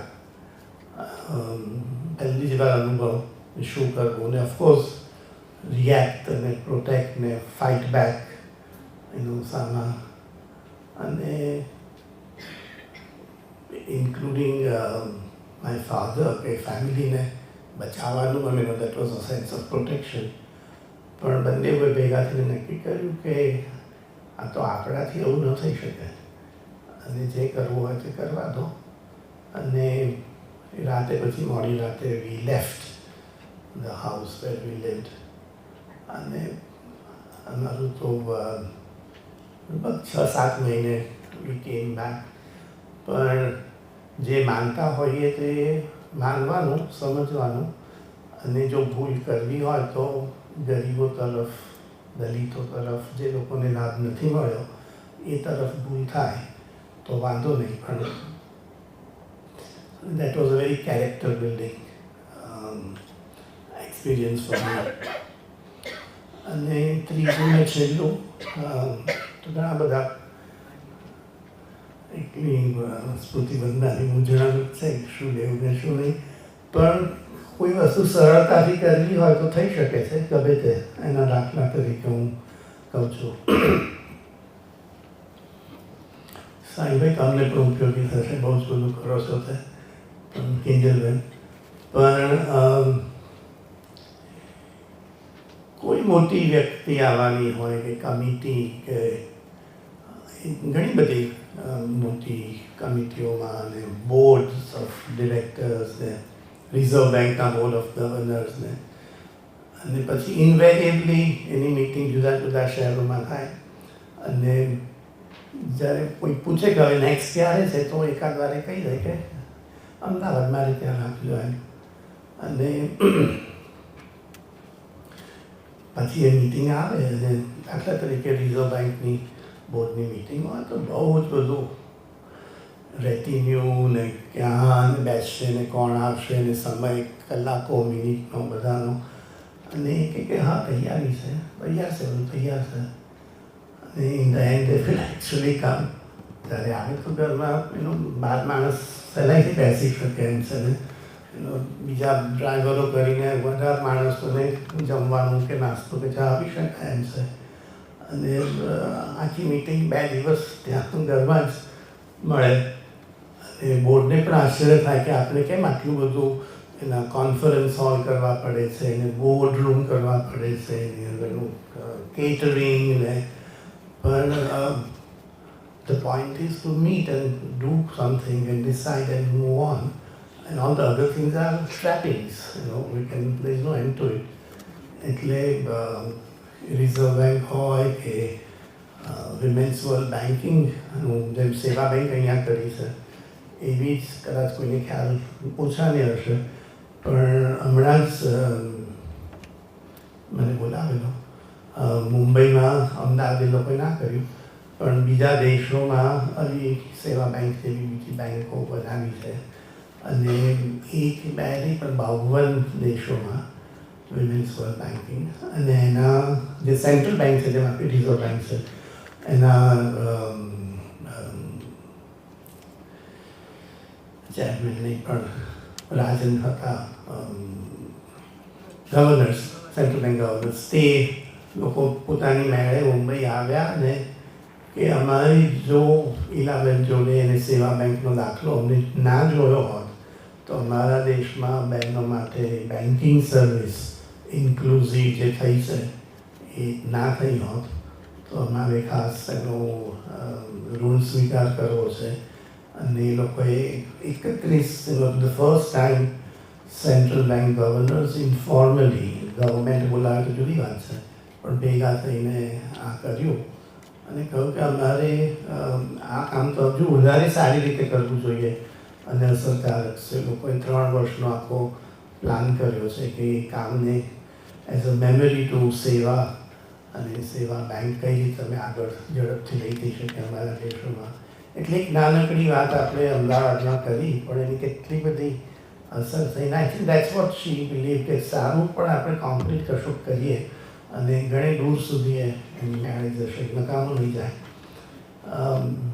એ જ રીતે બીજા ફાઉન્ડેશન્સ, બીજા એલ્ડર્સના એ મેમ્બર હતી અને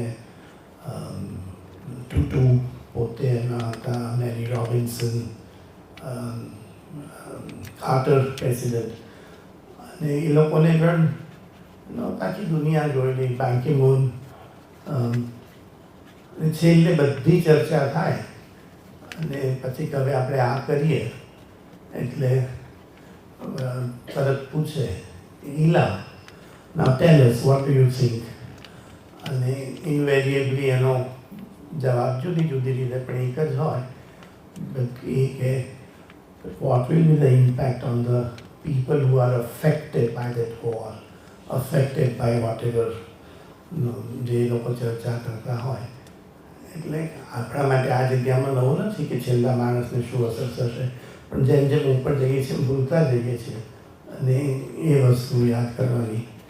એટલે જ્યારે મેરી રોબિન્સન આયર્લેન્ડના પ્રેસિડેન્ટ ખાસ પોતાની મેળે આટલી ઉંમરે શોક કરાવવા ઘરે આવ્યા તો શું છે કે અમે જે પણ બધું કર્યું હોય પણ છેલ્લે કંઈ ભૂલી ગયા હોઈએ અને એને પૂછીએ અને હર કોન્ટ્રીબ્યુશન વોઝ કે આ તમે વિચાર કર્યો કે નહીં, અને that contribution was invariably about the poor, the women, the workers to do that. એટલે હું બહુ મારી જાતને સૌભાગી ભાગ્યવાન સમજું છું કે આટલા બધા લોકોએ આટલો બધો સમય મેં કહ્યું પ્રમાણે અને આટલી બધી રીતે એક સારું કામ હતું અને સપોર્ટ કર્યો છે અને ચાલુ છે. હમણાં જ પોંડિચેરીથી કોઈનો ફોન હતો કે હવે સેવાનું કોણ ચલાવે છે? બહેનો ચલાવે છે. મેં તો પહેલાં પણ બહેનો જ ચલાવતી હતી ને જે બહેનો અહીંયા છે બધાને ખબર જ છે કે અમે એ લોકો જ ચલાવે છે. એટલે જે આપણી જે માનસિકતા છે કે કોઈક મોટી વ્યક્તિ હોય, જોરદાર હોય, પાવરવાળી હોય, પૈસાવાળી હોય, બધા આગળ પાછળ માણસો દોડતા હોય, એ બધુંથી પણ ચાલે છે, દેશ ચાલે છે અને સંસ્થાઓ પણ. પણ there is also other way of doing it. બીજો પણ કામનો પ્રકાર છે અને કદાચ દેટ ઇઝ ઇન્ડિયન કે સાદગીથી, સરળતાથી, એમણે કહ્યું એમ સ્મિત નમ્રતાથી કરવું કરી શકાય છે.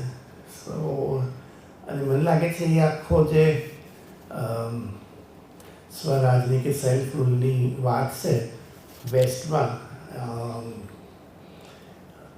આખું બાયનરી સિસ્ટમ છે કે yes and no, black and white, અને ઇન્ડિયન વે અથવા તો Asian way is the continuum, the way between. અર્પિતાબેનના ચિત્રો જેવું ફક્ત બ્લેક એન્ડ વ્હાઇટ નહીં પણ વચ્ચે ગ્રે, જેટલો વધારે વાપરીએ એટલું વધારે ન્યુઆન્સીસ આવે છે. અને એ જે કર્યું સેવામાં આપણું કે ગરીબોની બેંક હોય જ નહીં ને, પણ કર્યું તો થઈ શકે. જે પ્રોટેક્ટેડ નથી એની વીમો હોય જ નહીં, પણ કરવું હોય તો થઈ શકે. જે ભરતકામ કરતું હોય એ એની દુકાન ના હોય, પણ કરવું હોય તો દુકાન શું તમે આટલી મોટી કંપની કરી શકો છો. એટલે એ જે ગ્રે એરિયાની વચ્ચે કામ કરવાનું, દ્વિધાની વચ્ચે કામ કરવાનું, એ બહુ સારી રીતે આપણે ત્યાં થઈ શકે છે અને એનો એને ઘણો બધો લાભ મળ્યો. એટલે ઘણી રીતે ઇટ વોઝ, તમે પ્રયોગ કહેતા હતા, it was experiments in or with women, અને what can come out of that is very much what we see. આપણે જોઈએ છીએ કે બહેનો જોડે અને સાથે પ્રયોગો કરીએ તો ઘણા સારા અને સફળ જાય છે, અને નિષ્ફળ પણ ગયા છે ને ગયા હશે મને ખબર નથી, પણ ઘણા બધા. મોરીભાઈ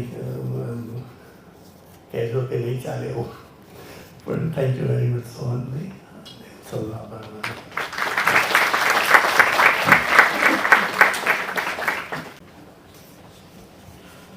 આભાર મીરભાઈ. મીરભાઈએ બહુ સરસ પ્રકાશ પાડ્યો. એવી બધી ઘણી વાતો ઈલાબેનની હોય કે જે આપણને બધાને ખબર પણ હોય અને ન પણ ખબર હોય. એટલે we feel that we know but yet we don't know. એવી વાતો મીરભાઈ આપણી સામે મૂકી. આપણા આગામી વક્તા છે તે નવજીવન ટોક્સ 2 વર્ષથી ચાલુ છે. એના સૌથી યંગેસ્ટ વક્તા છે ઈલાબેનની હોસ્ટ છે રામેશ્વર ભટ્ટ, જે જનરલી બધાને ખબર હશે કે નવજીવન ટોક્સ રામ મોરી સંભાળે છે. એક રામ નથી પણ આપણી પાસે બીજો રામ છે એટલે વાંધો નથી.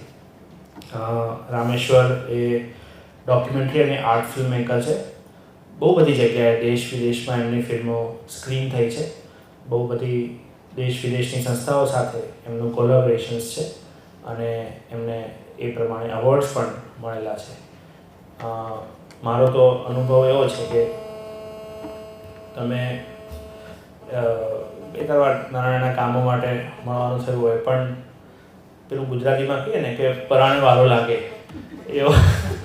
એવું વ્યક્તિત્વ રામનું છે. Very polite and cultured. પોતે ગાર્ડનિંગ અને લેન્ડસ્કેપ ડિઝાઇન પણ કરે છે અને બહુ સંવેદનશીલ વ્યક્તિત્વ ધરાવે છે. એમના અવોર્ડ્સ અને કોલેબોરેશન્સની ડિટેલ્સમાં હું નથી જતો પણ હા, બહુ પહોંચેલા કલાકાર છે. રામ, પ્લીઝ.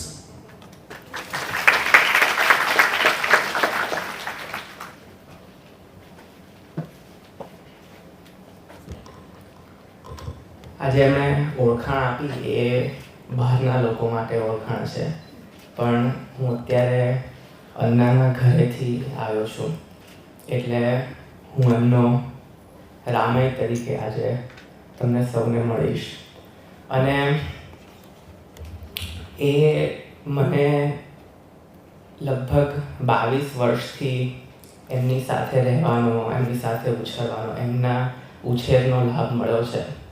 અને એવું સૌભાગ્ય ઘણા ઓછા પાસે હશે કે એમના જેટલા પણ અથવા તો ઘણા બધા અવતારો છે કે જે મને વ્યક્તિગત અંગત રીતે અને પ્રત્યક્ષ રીતે જોવાનો, સમજવાનો, માણવાનો મોકો મળ્યો છે. એ ઈલાબેન હોય, અન્ના હોય, ઈલા આર ભટ્ટ હોય કે શાસ્ત્રીય સંગીતના વિદ્યાર્થીની હોય કે પછી મારા મિત્ર હોય કે ગાઈડ હોય કે પછી મારા દાદી હોય, તો એ મુખ્ય વાત પોતે જ નિઃશંકપણે વંદનીય છે. એટલે મને આ પૃથ્વી પર અને ઈલાના ઘરે જન્મ મળ્યો એ વાત માત્ર જ હું વંદન કરું છું કે એવું સૌભાગ્ય મને આપ્યા. અને હમણાં જે તાજેતરમાં જે મને હજી સુધી બધું યાદ રહ્યું છે અને યાદ છે કે એટલે આમ આફત નિવારણનું કામ તો મારા પિતાજીનું છે, ડિઝાસ્ટર મિટિગેશન. અને હું તો ઘણી જગ્યાએ પણ કહું છું કે આઈ એમ અ મિટિગેટેડ ડિઝાસ્ટર, તો પણ મારા જીવનમાં પણ આ જે ગયું વર્ષ રહ્યું એ ખાસું આફતથી ભરપૂર હતું. એટલે પહેલાં મારા 2 મોટા ઓપરેશન થયા, પછી એમાંથી હું હમણાં જ બહાર આવેલો અને પછી મારા દાદીનું સ્વાસ્થ્ય બગડ્યું, પછી એમને આપણે સૌએ ગુમાવ્યા. પછી એ બધા આફત નિવારણમાં મારા ભણતર પર ખૂબ અસર પડી હતી, એટલે એકેડેમિક ડિઝાસ્ટર. અને એવું સૌભાગ્ય પણ હતું કે હું જે ફિલ્મ બનાવું, કામ કરું, એની જે આવક થાય એમાંથી જ હું મારા કોલેજની ફી ભરતો હતો. તો હું 1 વર્ષ સુધી કામ નહોતો કરતો, તો એના કારણે આર્થિક આફત, એ બધી ખૂબ બધી આફતો આવતી હતી. અને આમ અમે બંને ખૂબ બધી વાતો કરીએ. આમ મને એમની જોડે વાત કરી બિલકુલ ના ગમે, કારણ કે હંમેશા એમનો આગ્રહ હોય કે વાતમાં કશુંક તથ્ય હોવું જોઈએ. જો તથ્ય ના હોય તો પછી એ વાત પરિપક્વ નથી હોઠે આવવા માટે. એટલે પણ હવે તો એ વાત કરવા માટે હતા નહીં, એટલે હું એકલો બધું વિચારું. અને ઘણા લોકો મને પૂછે કે તને કેવું લાગે છે કે તે વ્યક્તિને ગુમાવ્યા અથવા તો હવે એ વ્યક્તિ છે નહીં. તો એવું નથી કે મને જે દુઃખ થયું કે મને જે શોક થયો એ દર્શાવવાનો સમય ન રહ્યો અથવા તો એને મેં દબાવ્યું, પણ મારા અનુભવે એવું મને લાગે છે કે એ શોક અને દુઃખ છે એની સરખામણીમાં એ જેટલું મને આપી ગયા છે અને એમનું જેટલું પણ સાથે હોવાનું મારામાં ઉતર્યું છે, એણે એક જ ક્ષણે એટલું મોટું વિરાટ સ્વરૂપ ધારણ થયું કે હું એ સારી વાત જોઉં કે પછી હું શોકમાં સમય કાઢું, એ અસમંજસમાં જ મને સામો જવાબ મળી ગયો કે જે છે નહીં એ ખૂબ તુણિયાત વાત છે, પણ મારા 22 વર્ષ અને એની પહેલાં પણ એમની આખી જિંદગી જે આપી ગયા છે એની વિરાટતા જેટલી મોટી છે. તો એક વખતે અને એ જ્યારે આ બધું થયું એ વખતે મારી થીસીસનો સમય ચાલતો હતો. તો એ વખતે બધું, કારણ કે જેટલી પણ તમારી લાગણીઓ હોય કે માનસિક અવસ્થા હોય, પણ તમારે વિચાર તો ચાલુ રાખવા પડે, કારણ કે your bank should also run. એટલે હું વિચારતો હતો તો 2 પંક્તિ મને એકદમ જ સ્ફુરી આવી અને એ પંક્તિ હું આજે પહેલી વખત જાહેર મંચ પર એમને હું અર્પણ કરવા ઈચ્છું છું. અને એ બહુ છંદમાં ઘડાયેલી કદાચ નહીં પણ હોય, એટલે ઘણા બધા વિદ્વાનો છે એટલે છંદ દોષ જો થાય તો માફ કરજો, પણ એમાં મારી લાગણીનો ઉમેરો તો છે જ. જો આવે દુઃખના દરિયા ઉછળતા સ્મિતથી ખમજે, જો આવે દુઃખના દરિયા ઉછળતા સ્મિતથી ખમજે, સકળ બળ ભેર તું સાગર મહી મોતી વીણી લેજે. જો આવે દુઃખના દરિયા ઉછળતા સ્મિતથી ખમજે, સકળ બળ ભેર તું સાગર મહી મોતી વીણી લેજે. વીણ્યા મોતી વિંધ્યા કરતા પ્રબળ છે આચરણ તેનું, વીણ્યા મોતી વિંધ્યા કરતા પ્રબળ છે આચરણ તેનું, દરેક આઘાતના અવસર થકી સર્જન વણી લેજે. અને આ 2 પંક્તિઓ છે એ મને લાગે છે કે મારા જીવનના જે 22 વર્ષ રહ્યા પ્રત્યક્ષ રીતે એમની સાથે, અને હવે જે પણ એમનું બધું મને મળ્યું છે કે હું લઈ શક્યો છું, એનાથી આગળ જે મારું જીવન એમની સાથે ચાલશે એ આ 2 પંક્તિઓ લગભગ એને ન્યાય આપી શકે. અને એ હું જ્યારે બાળપણ અને હું જે અત્યારે દાખલો આપવા જઈ રહ્યો છું એ માર્ગીબેને ખૂબ સુંદર રીતે બધાને પેન પેપર પર ઓફિશિયલ ઓન પેપર એમણે લખાવ્યો છે. પણ એની હું ઉત્પત્તિ ક્યાંથી થઈ એ હું તમને કહું કે હું લગભગ 10 કે 11 વર્ષનો હોઈશ અને એકદમ મારી અંદર જુવાનીનું જોર હતું અને જે બધું ઔદ્યોગિકરણ ચાલતું હતું એની અસરોથી હું ખૂબ અત્યારે લાગે છે કે અંજાવા જઈ રહ્યો હતો. અને અમારા ઘરે લગભગ રોજ એવા વ્યાઘાત થાય કે બહાર જમવા જવું કે ન જવું, અથવા મિત્ર વર્તુળ રોજ પેલા ગેમ ઝોનમાં રમવા જાય તો મારે જવું કે ન જવું, એમાં પૈસા વેડફવા કે નહીં.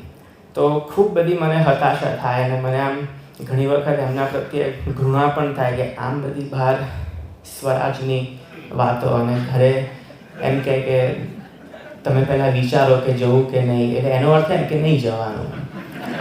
તો પછી હું એકદમ ગુસ્સામાં, પણ માન માટે અમે રોજ જમવા સાથે બેસીએ, એટલે એ દિવસે પણ મારે સાથે સામે બેસવું પડ્યું. અને હું બેઠો અને એ જાણતા હતા કે હું શા માટે શાંત છું અને શા માટે હું આંખમાં આંખ મેળવીને જોતો નથી. તો એમણે મને એક ખાલી પ્રશ્ન પૂછ્યો કે અત્યારે તું ટીંડોળા બટેટાનું શાક, રોટલી, છડિયાળની દાળ ખાય છે, તો તું રોટલી વિશે શું જાણે છે? એટલે મેં કહ્યું કે આ પાછું જમવાના અયોગ્ય સમયે પણ મારે, કારણ કે માનસિક ભોજન શાળામાં થાય છે, અત્યારે શારીરિક ભોજનનો સમય છે. એટલે એમ કીધું કે તું રોટલી વિશે શું જાણે છે? સ્વાદ ઉપરાંત કે તને ઘઉંની રોટલી ભાવે છે, જુવારની નહીં, તો શા માટે? એ સ્વાદ ઉપરાંત તું શું જાણે છે?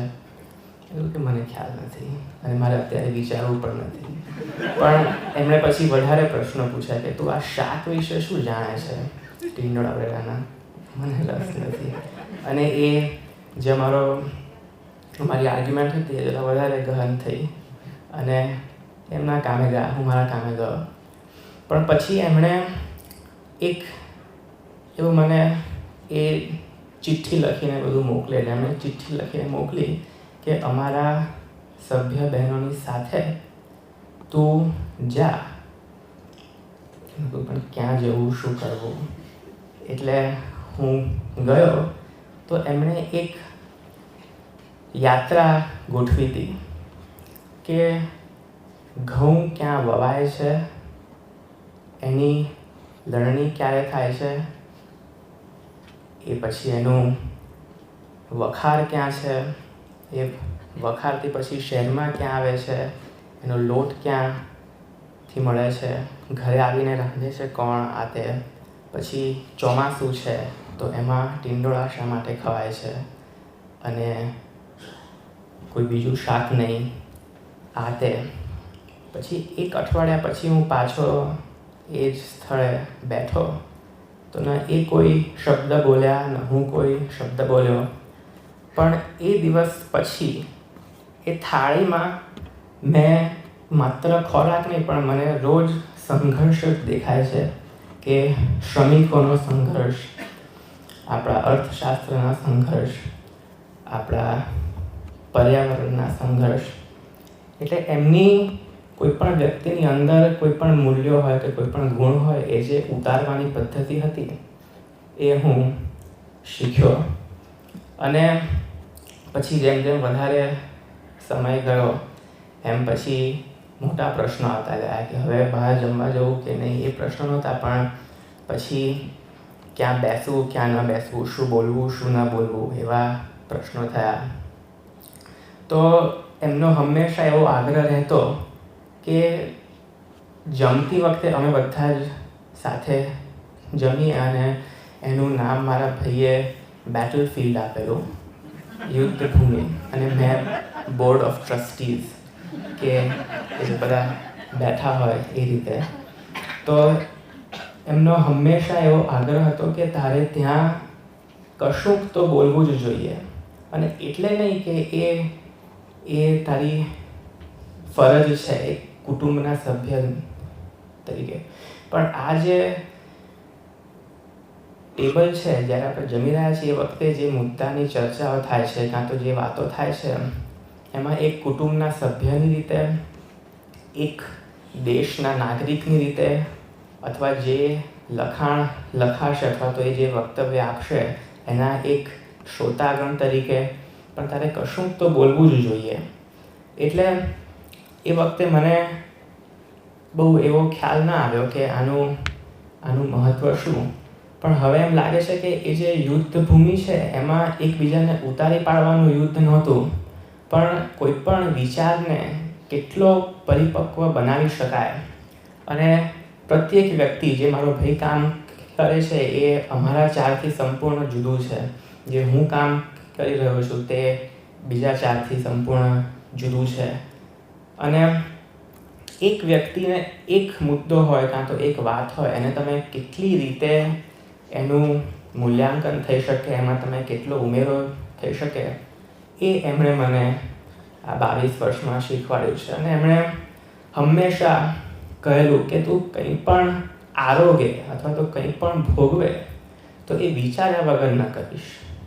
એટલે એ જે આખું આડા પાટે જવાની બીક હોય કાં તો ખોટા નિર્ણયો લેવાની બીક હોય કે આ છે તે છે, અને એક યુવાન છોકરો હોય તો એ સ્વાભાવિકપણે કોઈને પણ રહે.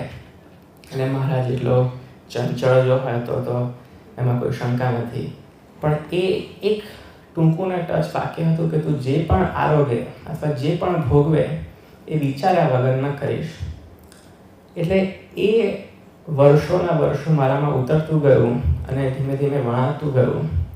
તો આજે મને એમ લાગે છે કે એ કેટલા બધા શાસ્ત્રો, કેટલા બધા વેદો, કેટલા બધા ગુણો એ માત્ર કોઈ એવી વ્યક્તિની સાથે રહી અને મારામાં આવી શક્યા છે, અથવા તો હું એને જીવી શક્યો છું. અને છેલ્લે કે જે અમારા બંનેનો સંગીતનો સંબંધ હતો એ એમ માર્ગીભાઈ પણ ઉલ્લેખ કર્યો અને મારા પિતાજીએ પણ કહ્યું કે એ શાસ્ત્રીય સંગીત શીખતા હતા, પણ અમે બંને એ જોવાનો પ્રયત્ન શું કર્યો કે એ સંગીતમાં શાસ્ત્ર શું છે કે જે માત્ર સંગીતનું બંધારણ છે, કે સંગીતનું વ્યાકરણ છે, કે પછી સંગીતનો જે આનંદ છે અરસપરસ, એના ઉપરાંત શું છે.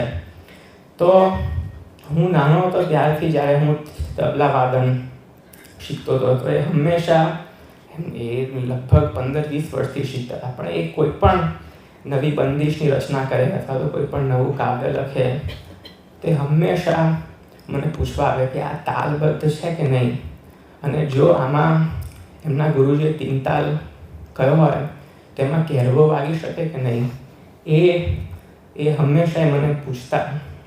અને એ જે આખી અરસપરસ આપલે હતી એમાંથી મારામાં આખી છંદશાસ્ત્ર વિશેની ખૂબ રસ જાગ્યો.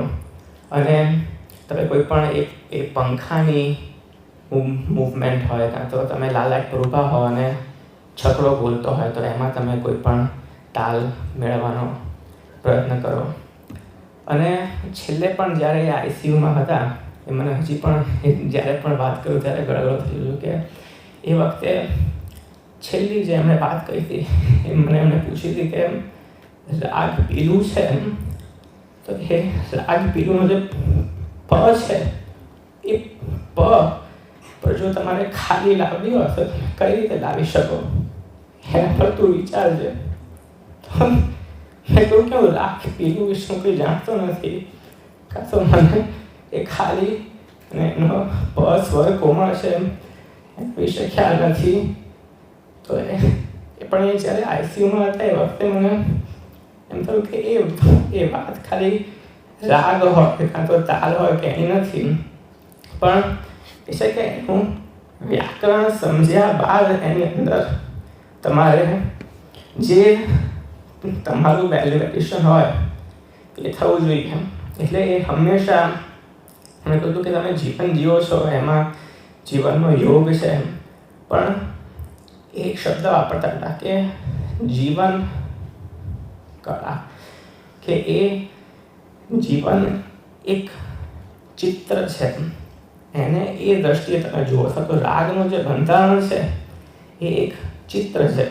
એટલે હું જ્યારે છેલ્લા દિવસોમાં મારી થીસીસ લખતો હતો એમાં પણ મેં કહ્યું કે હું જીવનને એક કોઈ પણ જાત્રા તરીકે જોઉં કે કોઈ પણ એક અકરંસ તરીકે જોઉં, પણ જીવન એક ચિત્ર તરીકે પણ જોઈ શકાય કે જે પોતપોતાનું ચિત્ર દોરતા હોય છે, તો પોતપોતાનો રાગ ગાતા હોય છે, અને એ સામેવાળાને કેવો લાગે છે, એનાથી એને શું અસર થાય છે એ ખૂબ મહત્ત્વનું છે.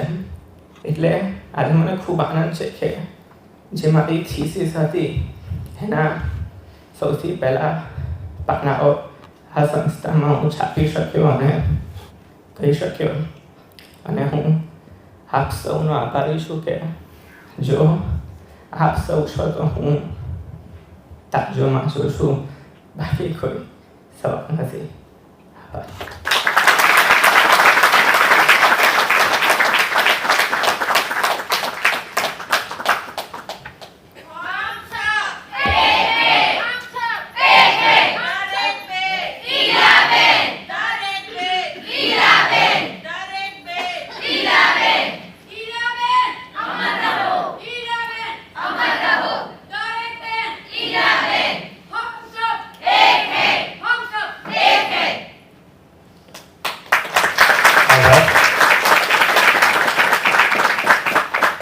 આ સ્પિરિટ જ ઈલાબેન છે.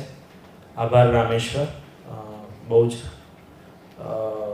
એટલે એ તો આ પાસાઓ તો કદાચ અમને ક્યારેય ખબર ના પડત, વોટ યુ ટોલ્ડ, અને એ તો અમને ક્યારેક આઈડિયા જ ના આવત કે ઈલાબેનનો એક પૌત્રના ઘડતરમાં જે રોલ રહ્યો અને I think she has done well.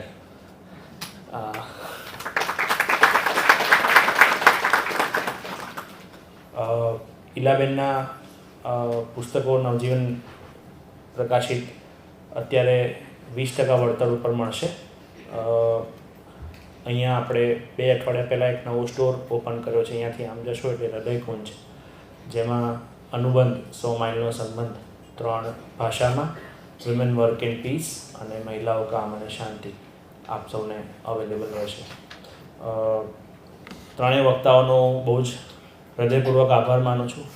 આજનો કાર્યક્રમ બહુ જ વૈવિધ્યપૂર્ણ રીતે, એટલે ઈલાબેનના એવા પાસાઓ જાણવા મળ્યા કે જે કદાચ આપણને આપણા સુધી ના પહોંચ્યા હોત. આપ સૌનો આભાર. અમારા મેનેજિંગ ટ્રસ્ટી વિવેક દેસાઈ, પરામર્શક કપિલ રાવલ, શિલ્પા દેસાઈ, નવજીવન ટોક્સની ટીમ મિલન, મેહુલ, હિમાંશુ, અમિત, સોનુ, તુષાર, અમારા ભાવનાબેન, આપ સૌનો આભાર માનું છું. હૃદયકુંજમાં એક ડાયરી રાખી છે, એમાં આપ આપનો વોટ્સએપ નંબર નોંધાવી શકો છો, જેમાં આપને વીતેલા કાર્યક્રમોની યુટ્યુબ લિંક અને આવતા કાર્યક્રમોની માહિતી મળશે. અસ્તુ. આભાર.